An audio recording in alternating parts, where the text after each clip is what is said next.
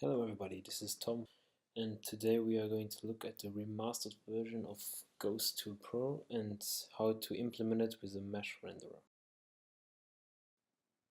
Okay, so let's start off with a clean scene. We only got GhostToolPro imported here, and yeah, just drag and drop this Ghost Tool prefab into your scene, and then we will quickly build a scene so we got something to work with.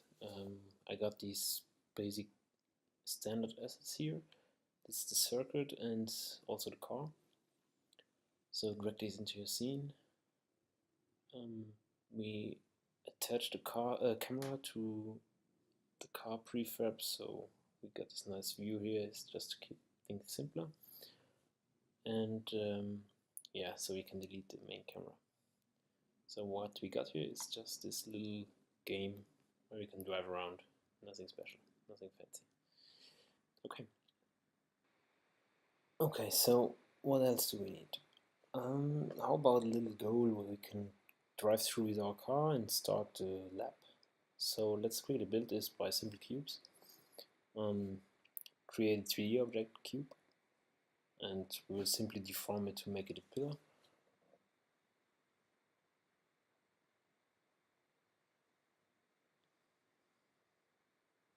So let's just place it somewhere on the track and adjust its size.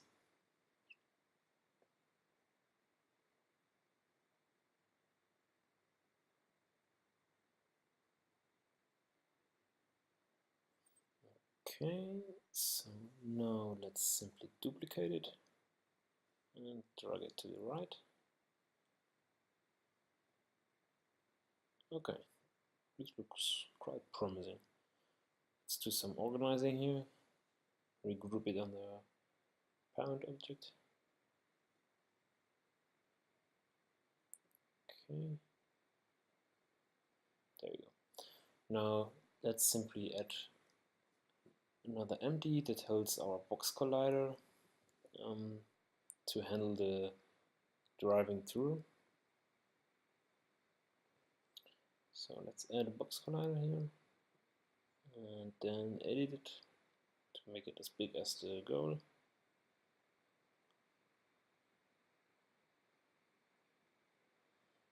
I'm building nothing fancy here, it's just a quick test scene so you can see how to get Ghost Tool implemented quick and easy. Make a trigger.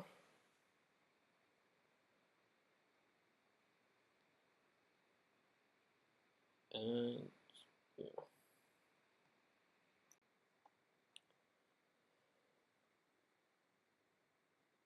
Okay, so let's quickly tag the car. So if we got this collision there, we can see what collided with it. Not that anything else is in the scene, but just keep things clean. Add the car tag and just add it to the car, to the car's colliders. Okay, so now we can get started and write some lines of code. Create a new script. Let's just call it goal controller. And then drag it onto our dummy box collider there. Like so. And let's open it up. Okay, we don't need start or update, so let's remove these. And we will add one trigger enter here.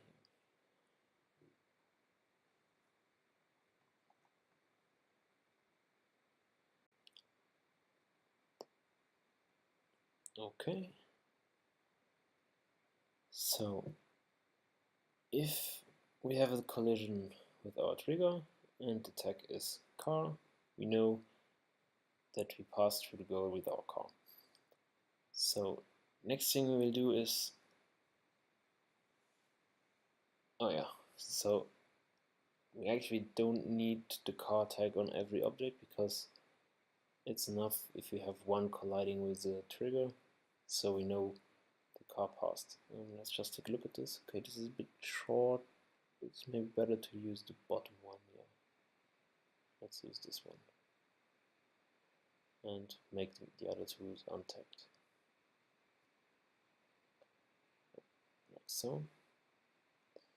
Let's quickly save the scene. call it test run, whatever you want. So let's get back to our code. So now we know if our car hits the girl, and what we'll do is we will check if we are already recording it or not. So let's simply add a bool is recording, make it false by default, check if is recording, then we will stop it, and else we will start it. Let's quickly build the construction. I had this reformatting. Okay, so let's just do this if it's not recording to keep things simpler and cleaner. Okay, so if it's not recording, we will have to start recording. To do so, all you got to do is call GhostTool.instance. This is always the instance in your scene, you can only have one, and call start recording. There's no need to initialize anything, you can simply start off recording right from this one line. All you need to pass it is a ghostable, target, and a name. So this ghostable we will get to later on, just keep in mind we have to do this. So let's just make a public field where we can drop a ghostable and pass this one to our start recording, and then simply name it whatever. I'll call it test run. Okay. So what else? If it is already recording, well, we will of course stop it, right? So let's call stop recording on the instance, and now you need to pass the name that you used earlier on to start the recording. So we use test run, so let's put in test run here. You can do multiple simultaneous recordings just by giving them different names. So we stop the replay, now we have to load it into our cage. Same thing, you have to load it with the name you passed earlier on.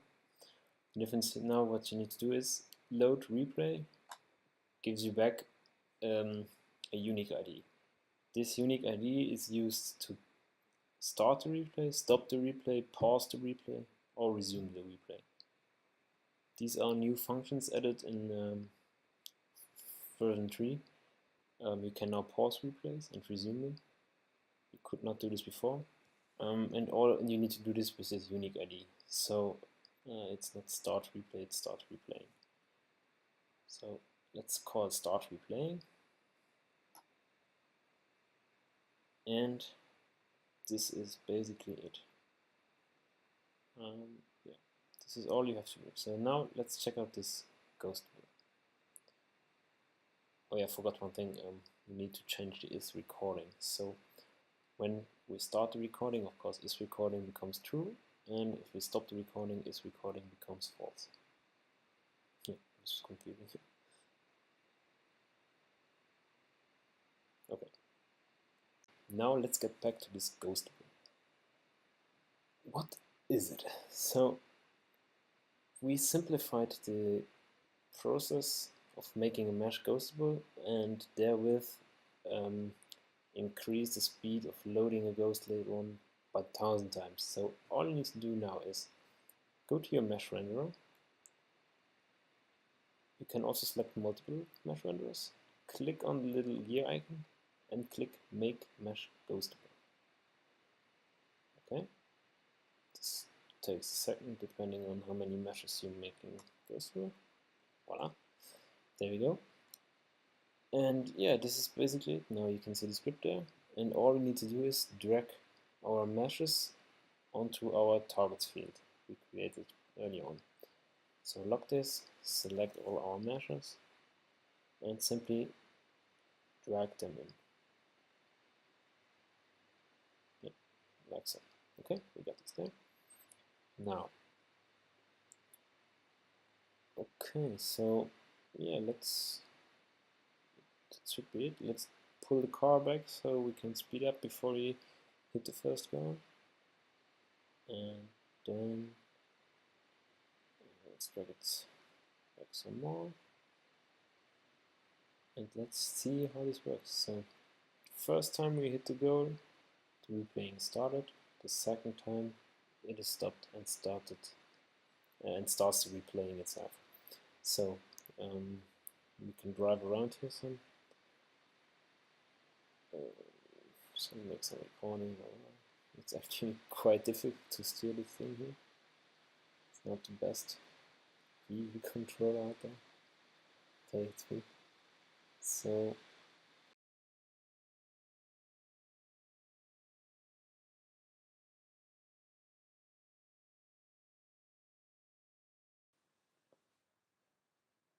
there we go. Okay, so in this part I showed you how to cage these ghosts, and the next part I will show you how to save them locally to a disk and load them again after you close the game or whatever. Okay, thank you.